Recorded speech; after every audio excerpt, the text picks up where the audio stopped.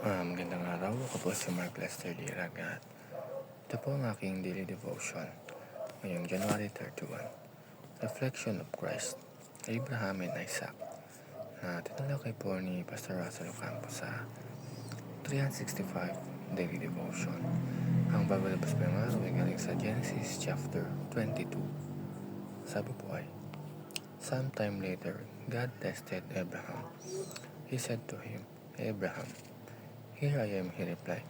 Then God said, take your son, your only son, whom you love, Isaac, and go to the region of Moriah. Sacrifice him there as a burnt offering on a mountain I will show you. Early the next morning, Abraham got up and loaded his donkey. He took with him 2 of his servants and his son Isaac.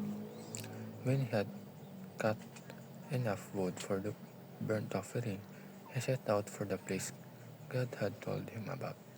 On the third day, Abraham looked up and saw the place in the distance.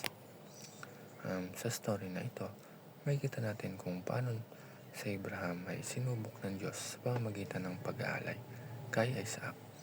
Hindi ito basta kwento lang ng obedience, kundi isang malalim na larawan ng gospel at kung paano nagre-reflect sa Abraham ng pananampalataya na meron din tayo bilang mga Kristiyano. The first teaching is, Abraham understands the gospel. Makikita natin na hindi lang basta sumusunod sa Abraham dahil sinabi ng Diyos.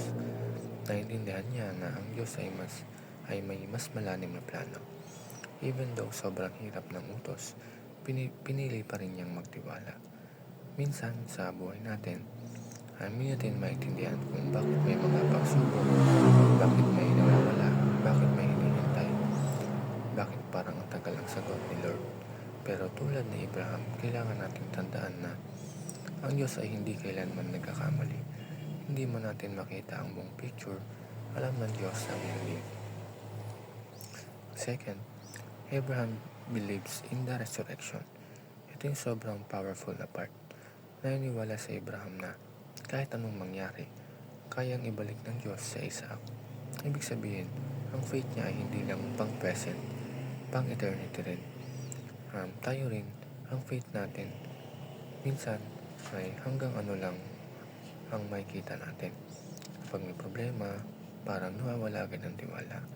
Pero ang lesson dito ay, ang tunay na pananampalataya ay hindi nakabase sa sitwasyon, hindi sa kung sino ang Diyos.